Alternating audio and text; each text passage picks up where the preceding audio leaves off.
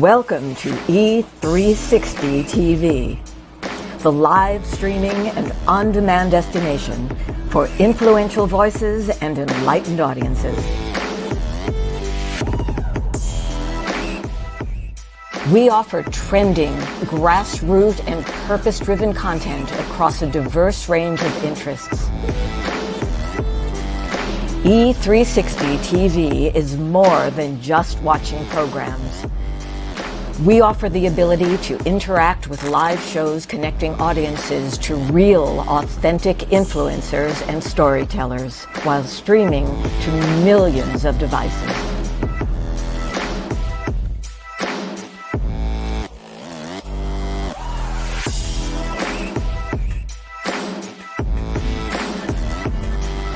Real experiences. Raw conversation. One destination for it all. E360 TV.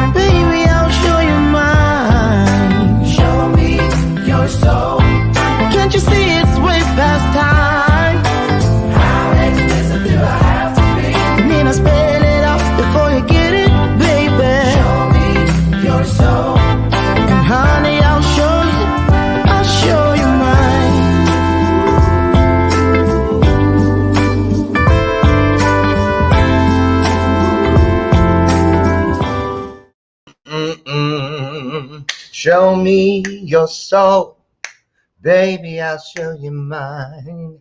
Hey, good morning, good morning, good morning. Welcome to today's installment of Bathrobe Moments. I'm your host, Lauren Michaels Harris, and it is Hump Day, the 21st day of July, 2021.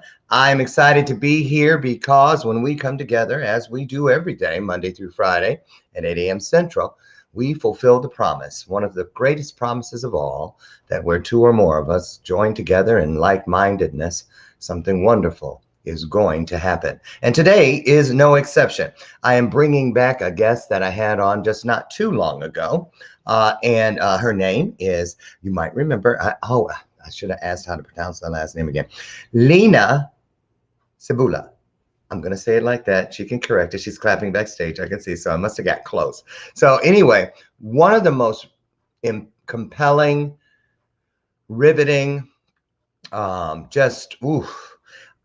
me put it this way. And I'm going to put into the comments, if not during the show, right after, the link to her previous visit so that you can watch it all if you because you're going to want to. This is how I can best describe our last experience with Miss Lena. I've continually through the hour kept feeling like something was lifting me by my feet and just dipping me into a vat of Freon. And what I mean by that is, you know, when you hear something, you feel something, something resonates in your soul through your spirit, you get the chills. And some people, some believers say that that is the Holy Spirit. I don't care what you call it. All I know is, for me,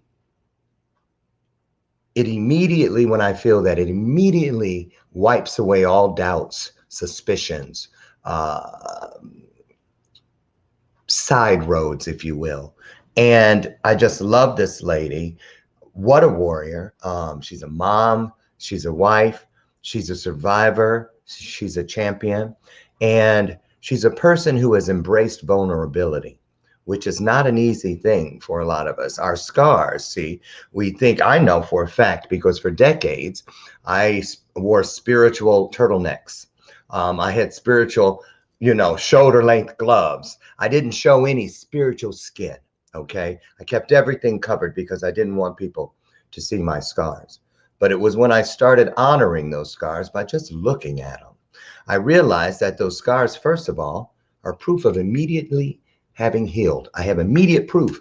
Well, it's not an open wound. It's a scar. It means it healed. So that's hope right there. And the more you do that, suddenly you start seeing behind every scar a heart. And that heart is the heart of your story. That rode in with whatever caused the scar. And all it's waiting on is for us to give it permission to beat by telling those stories. So there's the new bell of purpose in effect, as always. And also, another thing that's a standard here on the show is my sidekick, my version of what? Oh, she doesn't like being compared to Ed McMahon from The Tonight Show, so I'm going to have to scratch that. She's under contract. So anyway, this is my sidekick, Lucy McGillicuddy Ricardo, and today we are drinking toasted bourbon something from Charlotte, South Carolina. I got that there. I can never remember the name. I need to take a screenshot. But anyway, we're here today celebrating each other, pouring into each other. And I encourage you at this point to share this broadcast out. You're not going to want to miss this, and you're going to want people to be a part of it. Real quick, and then we're going to get Miss Lena in here. A little reminder, a little housekeeping. Don't forget, if you'd be interested in joining us next month, the 12th, 13th, 14th, and 15th in Las Vegas, that weekend, or just come for the weekend. I'll be there with this group, Gaze in Space. I'm hosting a VIP party, and I'm also keynoting on Saturday night's closing event. So really excited about that. Another thing is, shout out to our good friends over at Heart of Hollywood magazine. We are currently on the inside back cover, Bathrobe Moments. We're so excited about that. And we will be on the very back cover, starting with the very next issue for the next 2 years. So we're really excited about that. Thank you. There it is, actually inside the magazine. As you see at the bottom, there's our theme for the show this year, Show Me Your Soul. And the promise is we will show you ours. It's all about the two-way feed, right? And one more thing, if you're in the Chicagoland area, mark your calendars. I hope you can join us August 1st. Songstress, you know her. She was a background singer for Diana Ross, Patti LaBelle, people like that. You may have remembered her from The Voice. Teresa Griffin. I am hosting one of her annual events. This one is the 15th annual Pep Rally for Education. It's a laptop event, and we are celebrating all of our 2021 graduates, middle school, high school, and college right here. And you bring your car, 4 people per car for $50 per car. All the money goes to purchase the laptops that we send our worthy candidates off to college with. And so if you'd like to come and support and you need more information, let me know, but you'll also find this pinned on my page. Okay, you guys, enough of that. Oh, and in case you were wondering, there's Miss Teresa right there. Hi, Teresa. From her concert we were in just about a month ago. So let's get started. Lena is, I feel like she's so modest, because when her bio is really just a couple words, which is good, because some people, you ask for a brief bio and it's like a novel. But she's a social justice advocate, an author, a blogger, a speaker. She's also the host of Love and Be Loved podcast. And we're going to talk all about that and more. Do what we do. This is her second time here. Let's pretend it's the first. I want you to pour your heart into this conversation and put some hearts on the screen as we welcome our guest today to the stage. Here she comes, Miss Lena.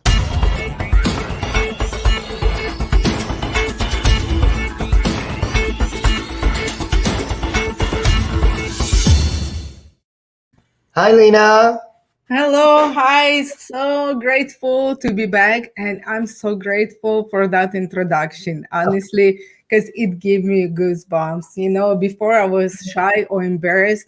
Now, when I hear these words about me, I embrace it because Mm, I I'm just so grateful for everything you said. And I I want to be humble. I don't take it like as a prideful, wow, it's so great.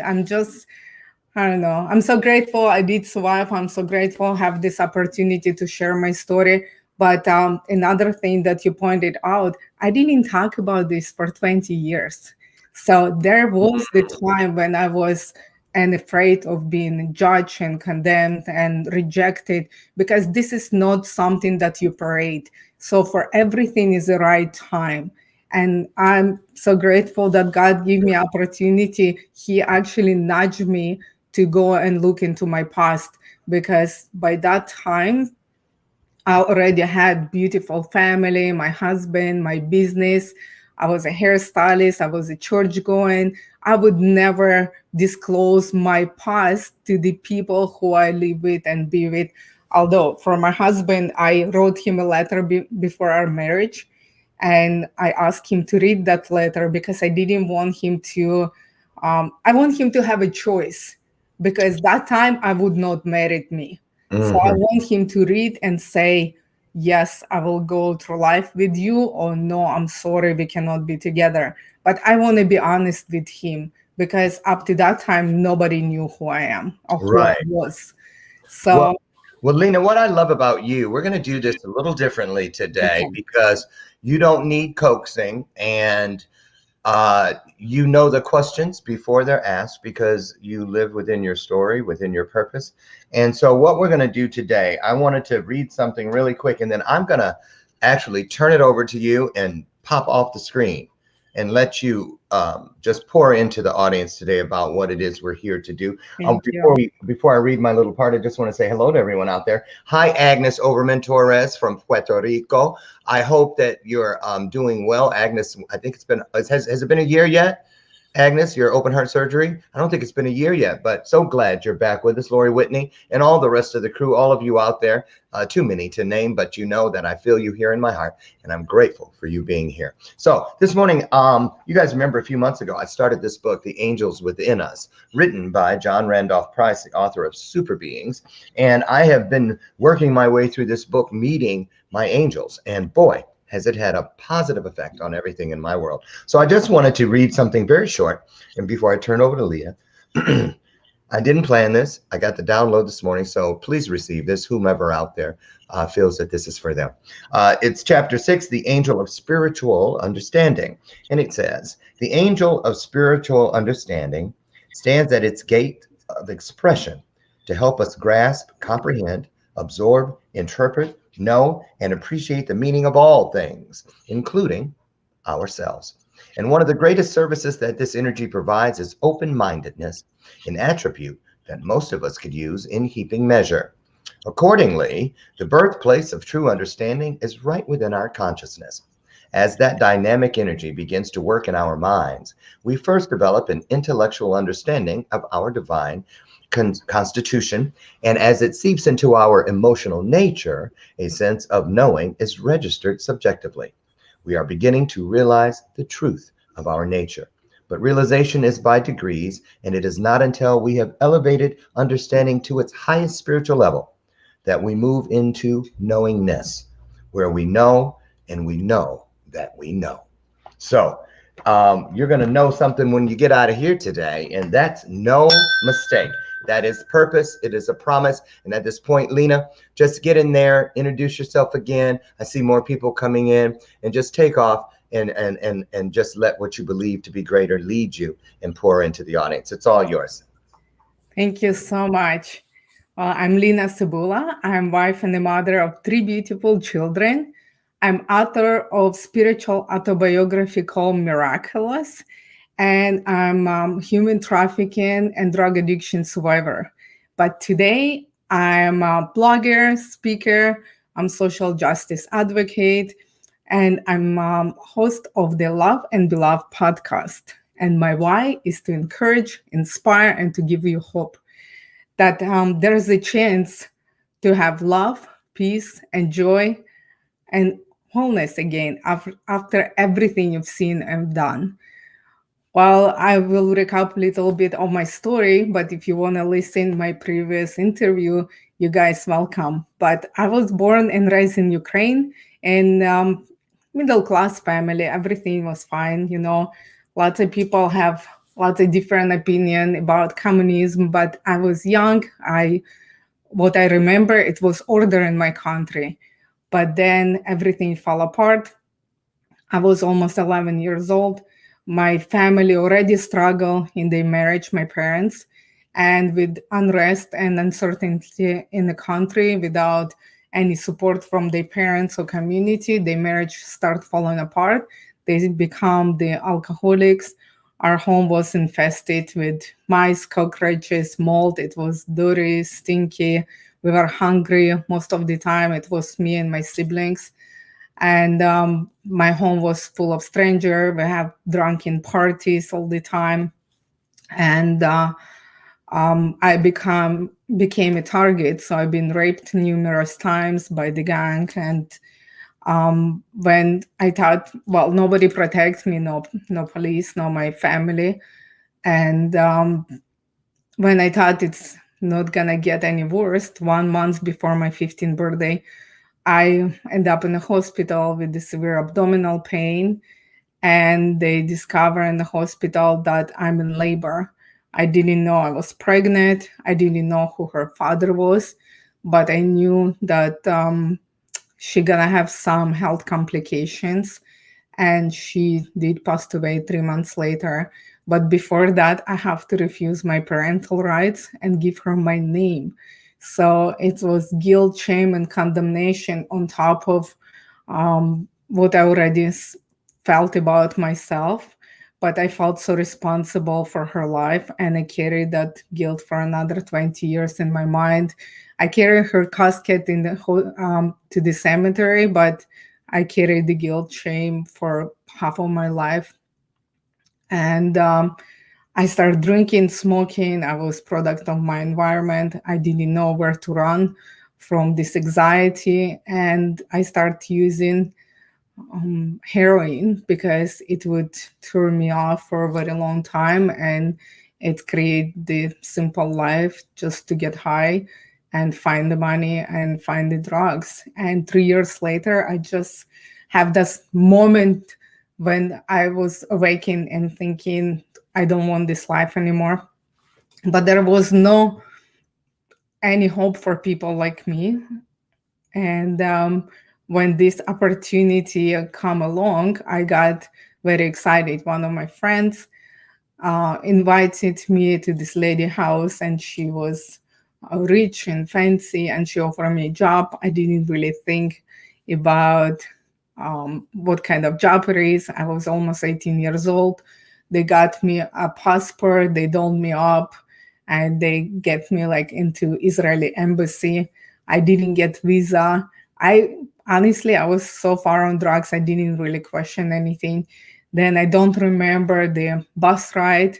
I don't remember planes. I don't remember customs.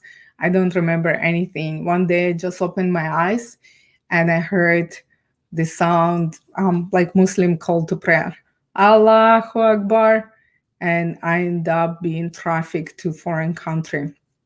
So I've been sold into the brothel in Israel, and I was there almost 2 years. I got lucky.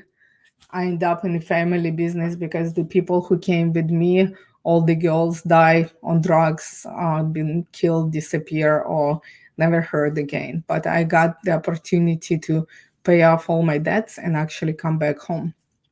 I saved up some money and I thought I gonna start my new life because I sent some money to my aunt, and she stole and spent all my money. So I sold one golden bracelet that I have on me, and I end up on heroin again. Then few years later, again, fast forward, I realized that I'm gonna die or end up in jail, and I'm start looking for a way out again.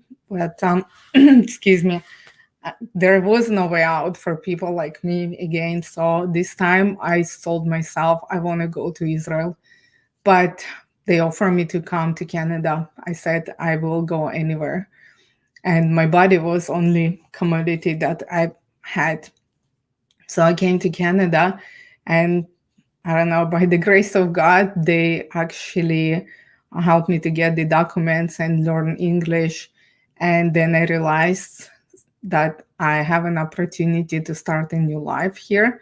So I ran away. I live in shelters. And then I went on welfare for a very short period of time because I got my first job at Canada Wonderland. And my friend helped me to get into government credit cosmetology course. So I start learning English, and I actually got into cosmetology course, and I finished my course, and I become a hairstylist.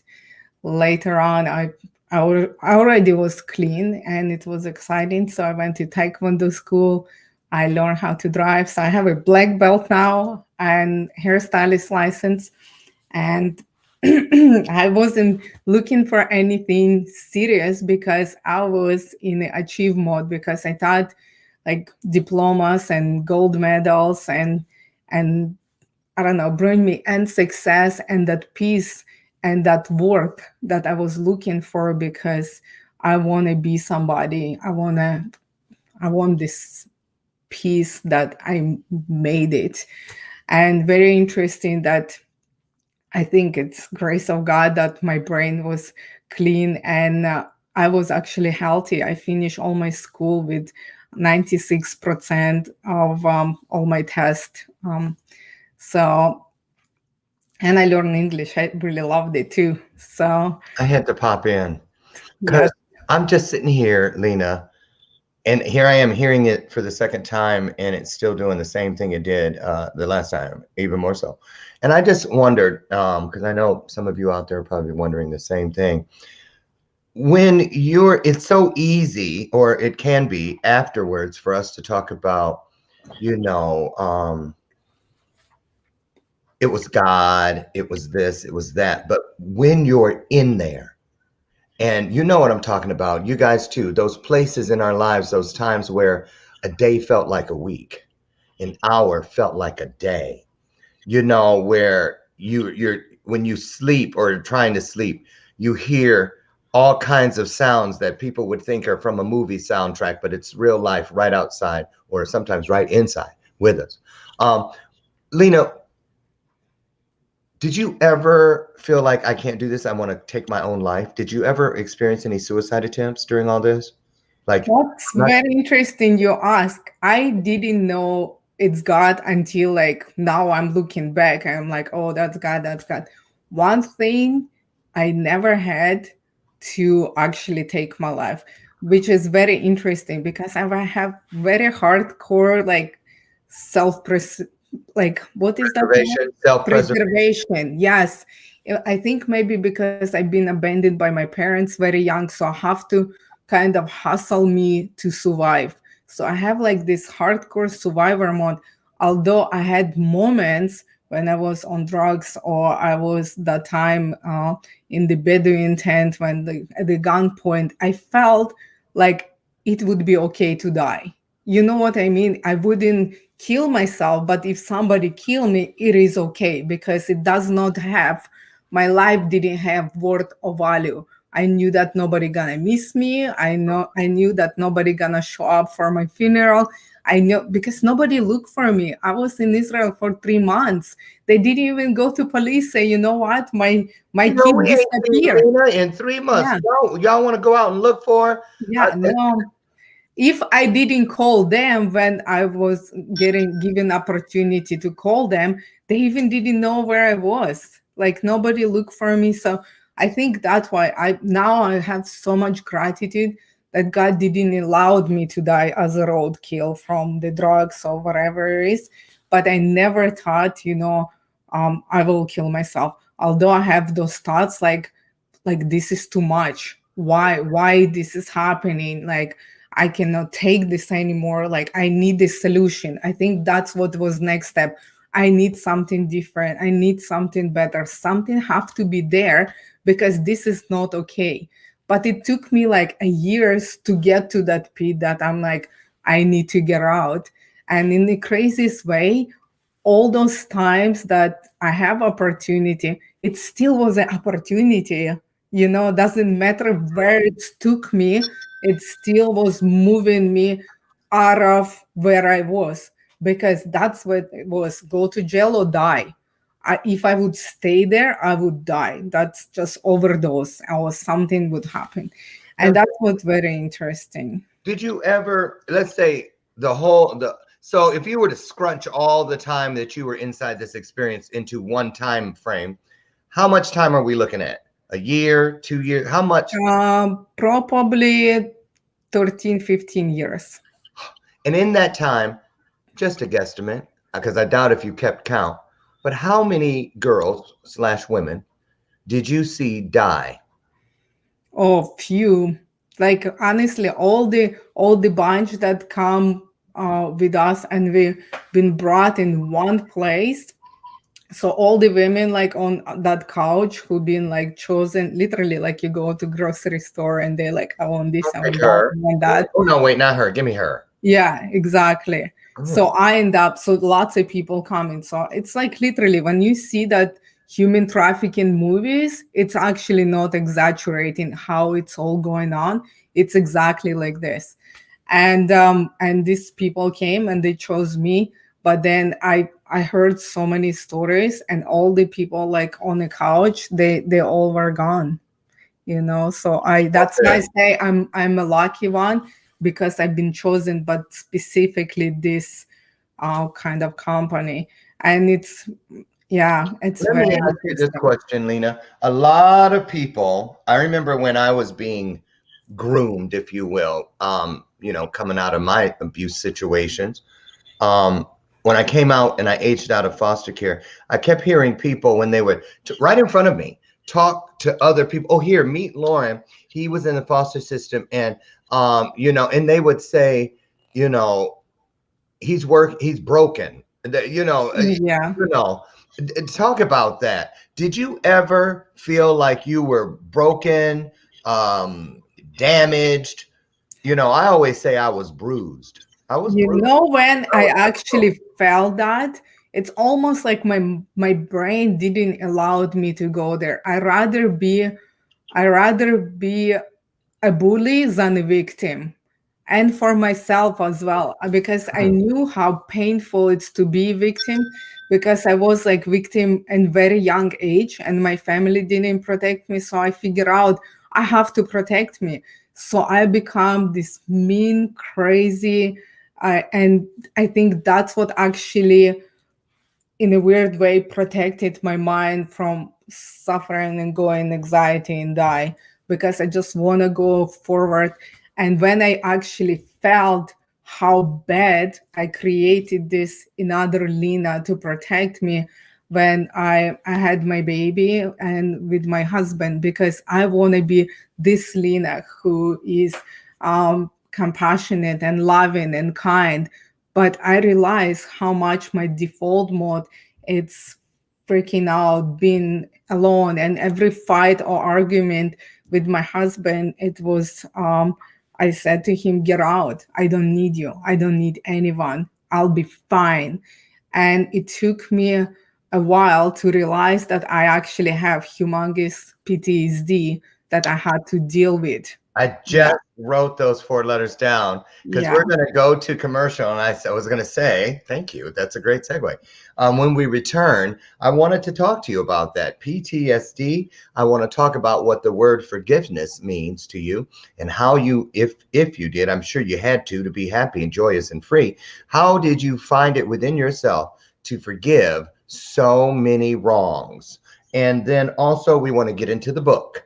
and let people know about that and more, you guys, when we return with Miss Lena Cebula. Don't you dare move. You don't want to miss any of this. We'll be right back.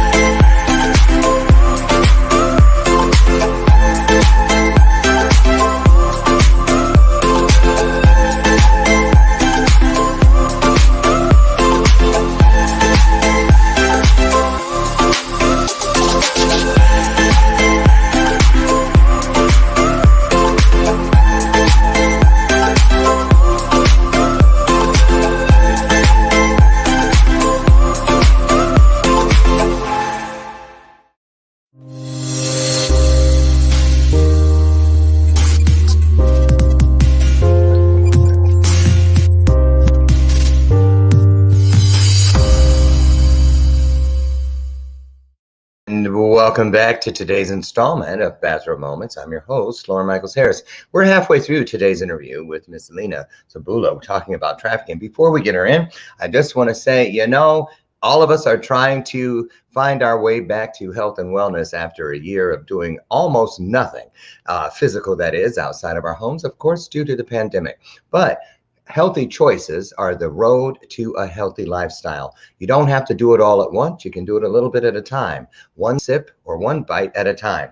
I've chosen to put down the power drinks, put down the sodas, and instead pick this up. It's V8. I used to be like, oops, I could have had a V8. Now it's like, I'm going to have myself a V8. Why? Because 60 calories per can, 2 complete servings of vegetables, and it is 100% vegetable juice. So pop the top and start your day with a V8. Find it in the juice aisle of your local grocer. V8. Okay, Miss Lena, all the business is out of the way. Talk about this giant PTSD. By the way, I like the V8 too. Mm-hmm. One of my favorite juices, yes, tomato juice and V8. Yes, I was happy when they became a sponsor because I it's drink it all the time now for free. Delicious and nutritious. Mm-hmm. Definitely. You know what? It's really amazing in this today time and age, and with social media, something changed. Like somewhere like 5 years ago, something dramatically changed because we start talking about mental health. We start talking about human trafficking. We start talking about this postpartum depression. Before, it's for some reason it was swept under the rug, and same as PTSD as well. We kind of dealt with this silently, but because of the all this social platform, so people can actually figure out, hear something and say, oh, that's what I have, and they can diagnose themselves because it have different faces, depression, anxiety can be so different Sleep for everyone. apnea. All And kinds of things are attached to PTSD. and the doctors don't diagnose, and sometimes they don't even go into investigate what's going on. So I never been diagnosed, and it was like 15 years ago when I was going through this.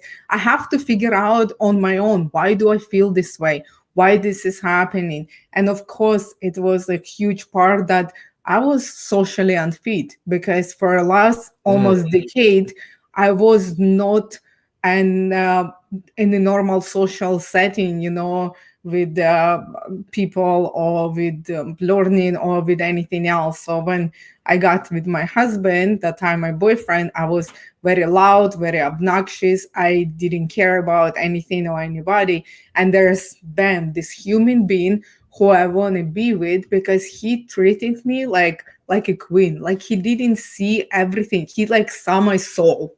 That was so amazing. And it's beautiful. Exactly. And it was love from a first sight.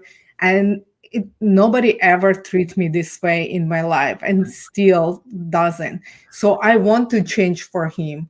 I want to be Okay. better for him. So let's talk about that. Let's talk about that if we could. A lot of us want to change. Um, and that sometimes can be a little difficult because want usually is like a wish.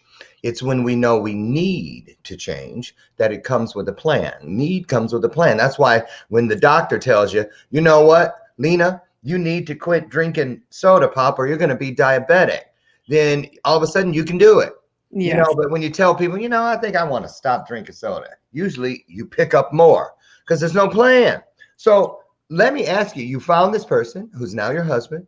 You wrote the letter so that he would have an opportunity. And I'm thinking you didn't want him to be pressured because you were standing there, to say, how people are, Absolutely. that doesn't matter. But then later alone, they're going like, But oh, plus, it was fear too. I didn't here, want to look in absolutely. his eyes, and because this is first time I told him the truth, although he never asked, so we never really touch on this point. Yeah. Oh, let me tell you, by the way, buddy. Right.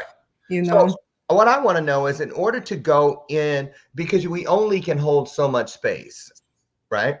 So you have to put certain old things down and to make room to pick new things up. So clearly you've done that. You have a beautiful family, a whole new life. But tell us about the forgiveness aspect. A lot of people think, oh, I just want to acknowledge it. I'll forget all about it, pretend it didn't happen.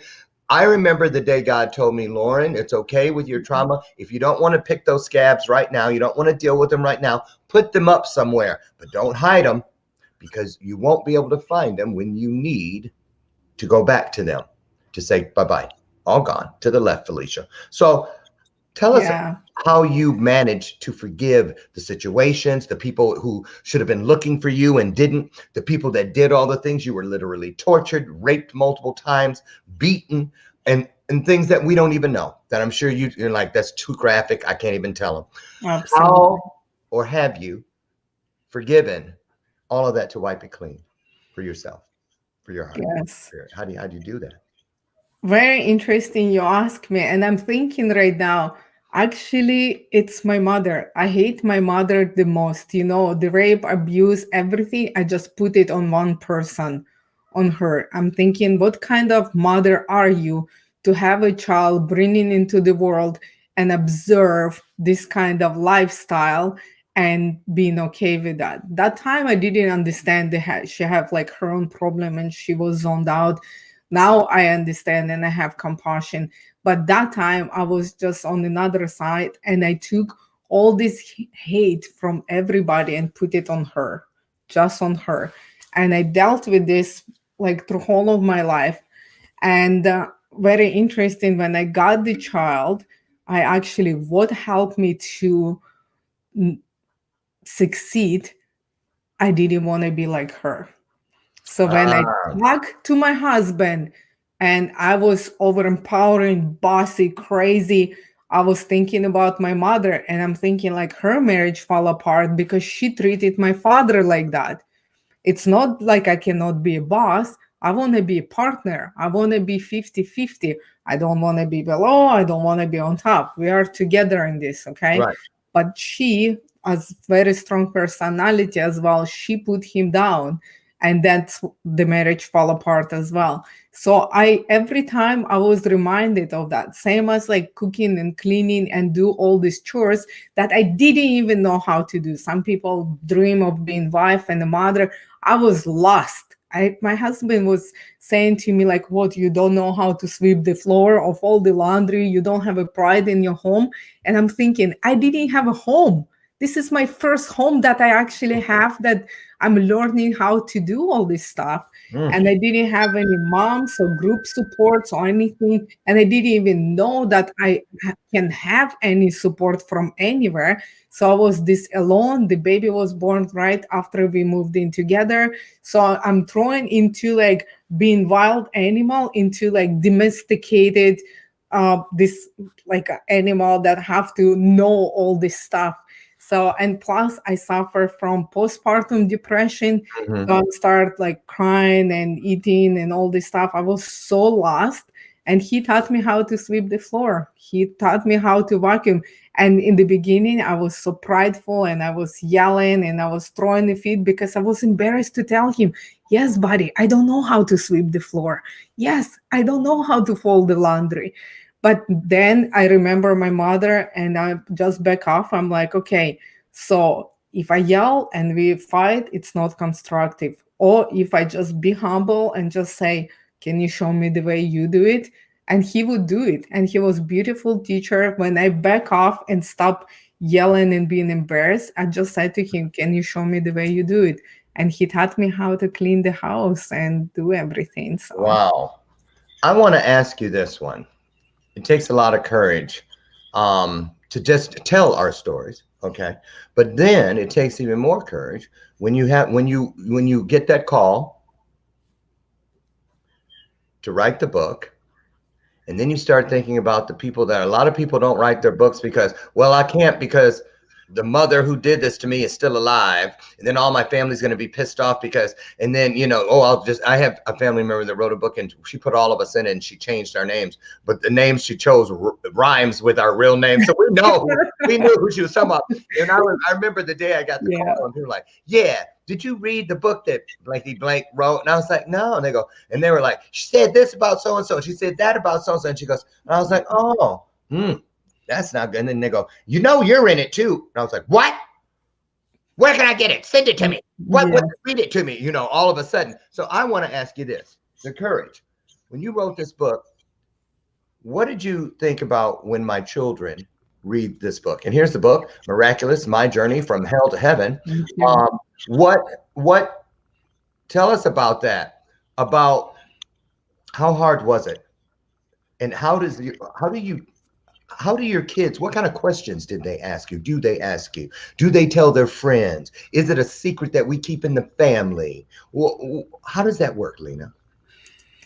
Very awesome. I'm so blown away. And seeing this book right here, I just loving it. It's just so amazing. I could never even imagine that this is what I would be doing after 20 years of hell, speaking publicly about my past.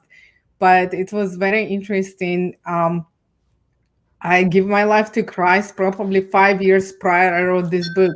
So it took me time to be healed and loved and taken care of. So when I got that call, when you're saying that I have to write the book about miracles of God in my life, that's what it's come to my mind. I actually was solid Christian. I was already kind of like set in my understanding, and I forgive my past. I didn't forgive my mother, but the past I dealt with and I left it there, you know. What about now? Have you forgiven your mom I will tell you this in the process of the book, because this book actually allowed me to reconcile with my mother, with my family, and with my past.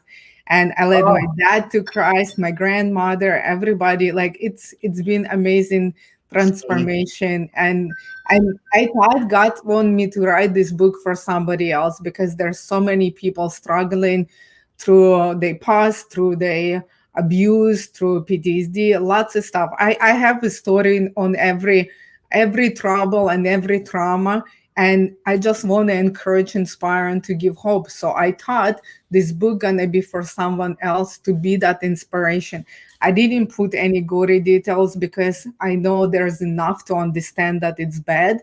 But I want to keep, like, not the kids. You're not gonna give 10-year-olds who doesn't understand what human trafficking is.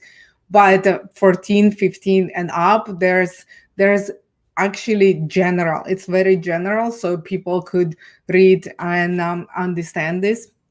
But was very interesting when I realized that God wants me, like, okay, when I heard the call, I thought God asking me to write about my Christian life, about my beautiful marriage, about my beautiful children, success that I get from abuse trauma family. But then I realized that he wanted me to start when I was 6 years old. And that's where the panic came from, because I realized that I have to talk about all of my life, not with God and before God and after God. But then it was such a beautiful confirmation that there was no before and after. It was me from beginning to the end with God.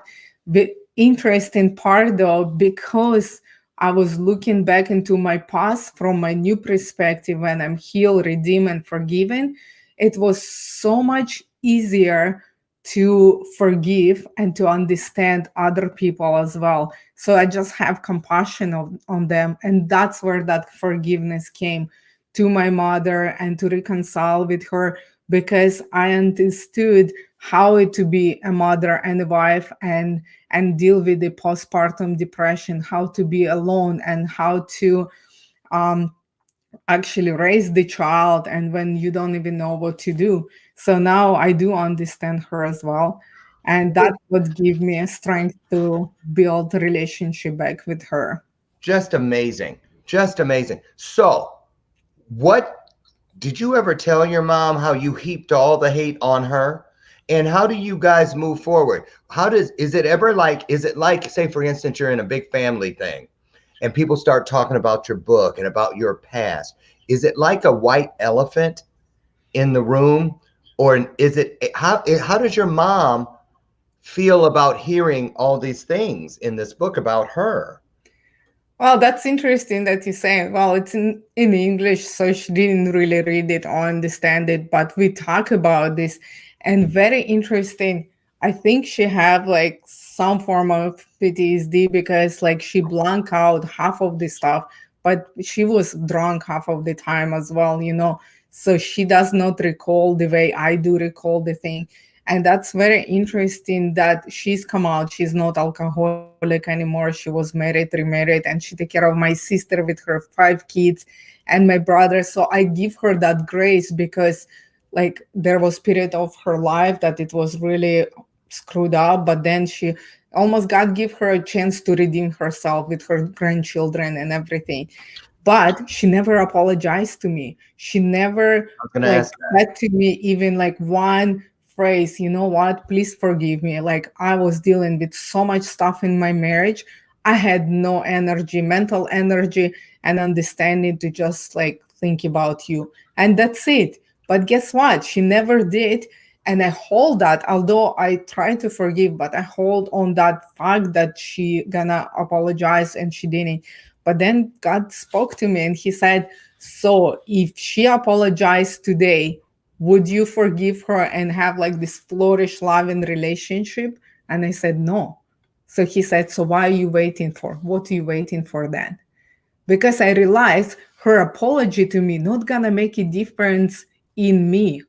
You know, she can apologize, she cannot apologize, it doesn't matter, because forgiveness, it's my part. Yes, I you are know. free. Exactly. Right. So that was huge freedom for me, because when I realized that, so I let go and I just start building relationship with her back. We're not besties, I have to say that, but she said I love you to me last year, first time for a very, very long time. Since like as a kid, probably I don't even remember when she said I love you to me. And that's interesting because I that's a thing that I talk about a lot too, that I don't think I ever heard that Yeah. from But you you know know what happened? I took it and I embraced it. I didn't start asking myself, oh, you loving me now? Where were you then? You know, I didn't even go there. I'm like, she said, I love you. I said, okay. I, I took it. I don't remember if I said back, I love you, but I embraced that part and said, okay, she so loving me in her here, broken here's self. the question, Lena, because I know someone out there needs to hear it. It's probably me who needs to hear it. It's when did this happen to you? Because I know it happened with me, where I had thought I had, cleaned all the crumbs off the table and I was good to go. I'm exonerated. I'm free from it. It's on them, blah, blah, blah. And then God said to me, you need to finish this completely. You need to, and I was like, really? But what made me know it was important was because I somehow knew within myself that if I didn't fulfill this commission 100%, it was going to do something. My future could not be what I was being shown it could be. It was like, you want all this? You really do. If you really want to fulfill the purpose of what this has always been about, before the traumas, before you even got here, and what it's going to be about long after you've gone from here, then you need to do this, not last, You do your not part. tomorrow, You have to do your part. right Yeah. now. It told me to get up right now and do this, or you may never know what could have been. And that's what got me to get up, because I was like, well, just in case something good really could happen to me, I'm gonna go ahead and do it. So talk about how you turn the page, and then go into, as far as this book, who is it for? Who were you writing it for? And then before we get out of here, I want to talk about the people that are in the middle of trafficking, that are called customers. You see what I mean? They sell people like you and many others to the perpetrator, to the pedophile, to the whatever, and the people who actually, you end up with, they have nasty names. They have to be in hiding. If they get caught, they got to register and all this. But the people doing the selling, they're people that are in the community, high standing, doctors, lawyers, rich people, church people, and they're called customers or clients. I want to talk about that, but go ahead and talk about who this book is for first. Well, honestly, when you said about like that, do your part, it was exactly with my book. I knew I have to do it, and I did it as like out of obedience. I didn't want it to show my past, but I want to be obedient because God been so good to me, and it's been huge transformation. Actually, the picture I want to really fast say this is all my jewelry. I took this picture. I saw this in my mind. I took this picture. And why? Because God put it in my heart, mind, and soul that I'm his treasure, that I'm priceless to him and I'm worthy. Like, so that's where I'm God's treasure. And was my little treasure. And that's what there is. So, another part, when I wrote this book, I wrote in general for everybody. Can be inspire a victim. It can inspire the people, or actually create the awareness as well for people around the victims, because sometimes it's very camouflage. So you have to watch for the signs. And I have the lady who is director of Fight for Freedom. It's an organization that fights against human trafficking. And I'm part of this organization. And she said, not every family have to be broken, abused, or in poverty to actually have the child being groomed. And she said, it doesn't matter, it can be boy or girl. And especially in these times when they are very, very lonely, when they're very young, their identity and character still not stable, when they're very vulnerable. And it came, like you just say, the predator can come in the sheep clothes, like, and sweet and nice. I always say, if we would see a scene of bad guys like devils with the horns, with the wings, like wearing black, we would protect our children, because you would see it right away. This is bad. It truly is. Exactly. And if you would see like teenager or kids turning blue, that they have some like mental health or like or depression, and you would come and support them as well. But we don't see this.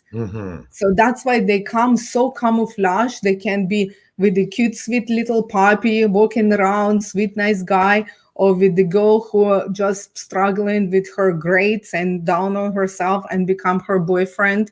They grooming in a so much kind of like nicer ways than we think. Like the stuff that you've been snatched on the street, stuffed in the car, and that's happens so much more rarely than somebody coming to the school and say like, you're beautiful, you look so good today, would you like to have this, would you like to have that? And that attention, we're seeking to be loved, belong, we care for somebody, to say all these nice things, and that's what they prey on. So that is really a huge difference. That's why everybody have to look out for it. Everybody have to partner up. You don't have to be part of huge organization, but if you see your girlfriend, boyfriend friend Mhm. start getting like darker thoughts, or they saying, oh, I have this boyfriend who loves me so much, but he asking me to perform some sexual favors for him, then right away you have a light bulb and you can contact to Fight for Freedom, or you can look it up like for more symptoms, which is, Fightforfreedom.org. yeah, .ca. It's .ca, and they have outreach, aftercare, education, and partnership. Because Because that's huge. The aftercare, it's people think just because the families get their kids back, that's it. No, that's when the real battle begins because, right? and I want to read from the flyer as well. So, Okay. Survivor Care Program offers various support, including case management, personal necessities, therapy, counseling, housing support, life skill building, because this is very important. If you take somebody from sex trafficking, this is all they know. If you don't That's give why a them lot of like them run away and go exactly. back. Exactly, A because lot of it's them do that. lesser evil because they lost in the world, you didn't know what to do. That's what hairstyling saved me. It's put me back into the world. But I start sweeping the floor for like something $7 after like thousands of dollars went through my hand. So I have to humble myself for greater good because I want to own a salon. And guess what? I did own a salon. See? But There's God have different path for me with this book, and the I beginning. love this. So Lena, is this the best place for people to continue? If they have some questions, comments, pick up the book, absolutely. head over to Yes. loveandbeloved.com. Yes, there's you can check out the charities that I support. You can buy the book, you can contact with me, and you can actually read a little bit of my story. And my podcast is there too. So everything in one place for guys' convenience. But Fight for Freedom, you guys can learn more information. You can donate, you can participate, you can partner up, and I always saying, sometimes we think like we have to do something grand. Be that little pebble that Yeah, create the ripple effect. that's right. That's Thank right. you. I say that we live today within a modern day stone soup story. So it doesn't matter if you have a full chicken, or just the pod the peas used to be in.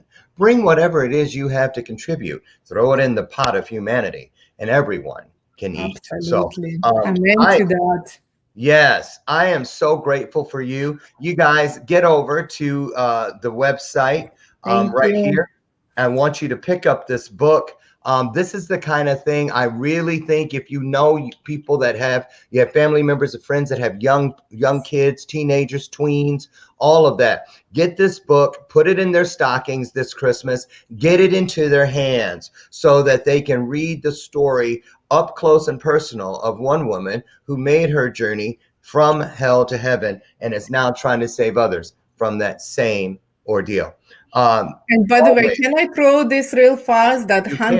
100% of the profits go to the street ministry with Fight for Freedom and to Fight for Freedom for Survivor Care. So all the proceeds go there. So guys, please help. So everything, yes, please, please, please.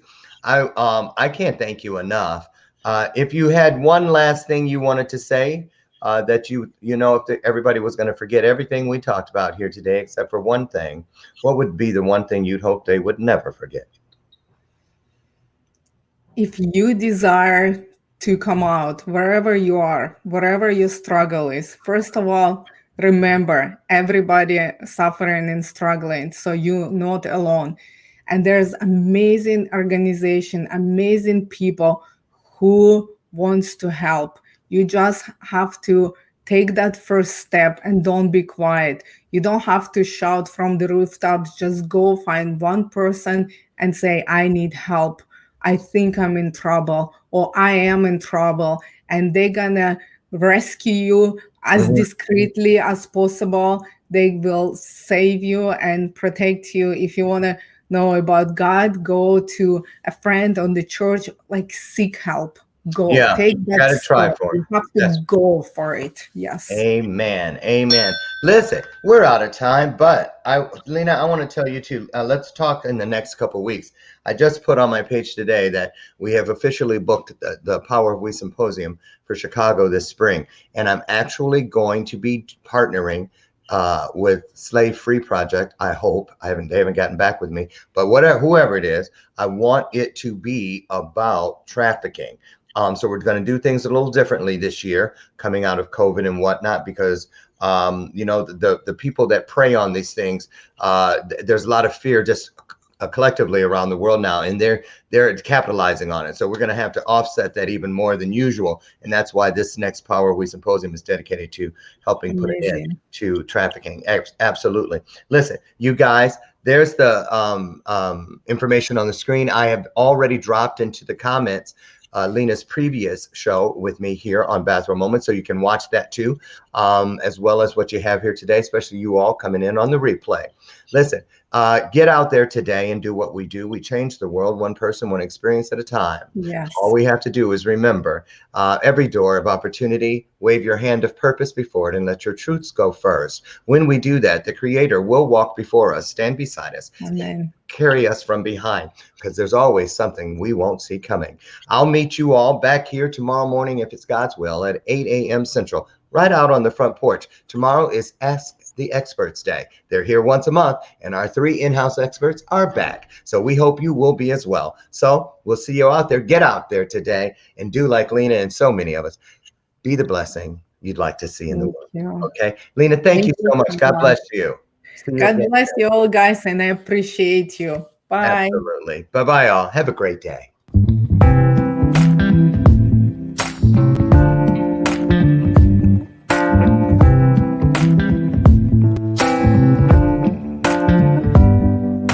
Show me your soul.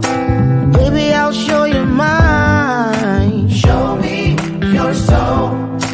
Honey, it's way past time. How expensive do I have to be? Need I spell it out before you get it?